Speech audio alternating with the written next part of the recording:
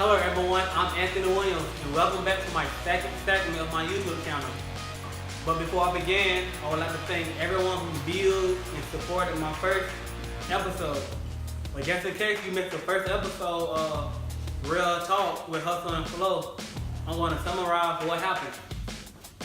I invited my special guest, Maria Pitt, a UF track runner who runs hurdles at UF, and we talked about relationships, his experience while being at UF.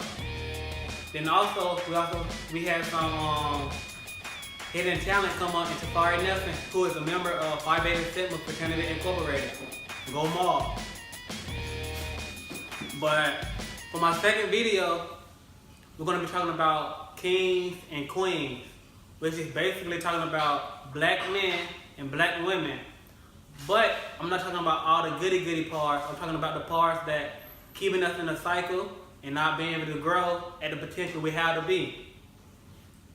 And part of me at times, if I keep looking down, I'm just looking at my script so I can make sure I stay in the correct time frame I want. So apparently, some people think 20 minutes is too long, so I want to try to narrow that down. So to start off, I have two questions I will be answering. Why do it seem like black men have so much hatred for each other? And another one is, why do our queens bring each other down without bringing each other up? So starting off with my kings, my bros, my brothers. Just like you went through the struggle, I went through the struggle. The black guy to your left, he went through a struggle. The black guy to your right, he went through a struggle. So why when you see someone progressing and doing better in life, you unfriend them, you hate on them, what we all call it these days. What you could do is ask the next person for advice. I'm pretty sure he's willing to do it. I haven't met one black successful person on the right road who don't want to give somebody else advice. That makes them feel good inside, that they helping someone else get to the level they at. But I think that happens because of two things, and they both are pride. It's two different types I'm going to talk about. The first pride is the pride of you giving a commitment and knowing that you don't know everything and you need help. So you need to let that go, let that pride go, and ask the person for help.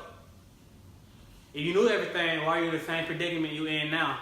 Or why aren't you that successful businessman up there? You get it?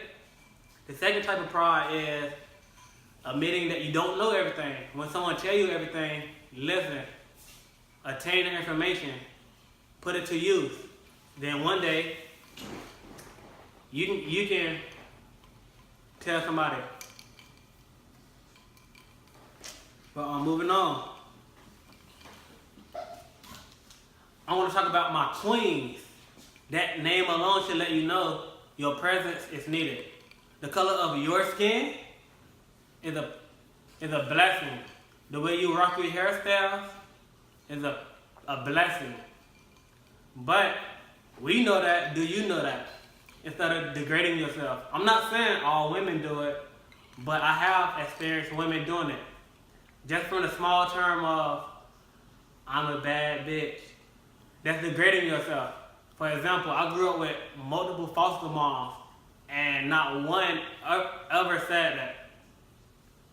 I'm not saying you said it, but like I said, I experienced women doing that when y'all are beautiful queens out here. But do you know what's more beautiful than one queen?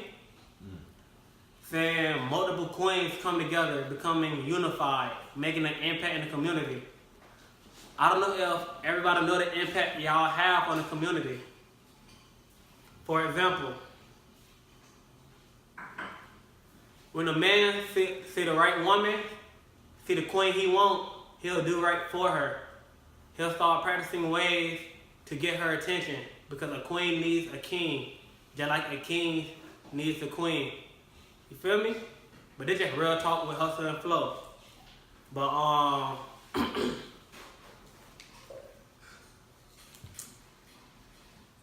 black queens, y'all need to stop stepping on each other to get to a higher level without bringing the person with you. Don't step on each other at all. Y'all can grow together.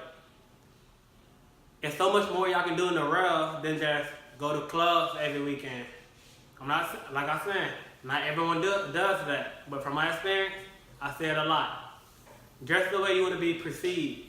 You can't call yourself a queen, but then go to class how woke, how dressed. Believe me or not, it happens. I have people who come to class like that all the time. But who am I to judge? I'm just talking about it on my channel because you know this is Real Talk with Hustle and Flow. You keep doing the same thing and being complacent, the same thing is going to keep happening. For example, I'm going to go a little off topic, but before I came to UF, I didn't wear suits and ties. When I got there, I wanted to be perceived as something different. So I started wearing suits, and boom, before you know it, I'm meeting people I probably would have never met if I would have wore a white beater and some gym shorts with some Jordans. Instead, I invested my money elsewhere, and now I'm meeting people that I probably would have never met. I got opportunities and I got exposed to things that never would have happened.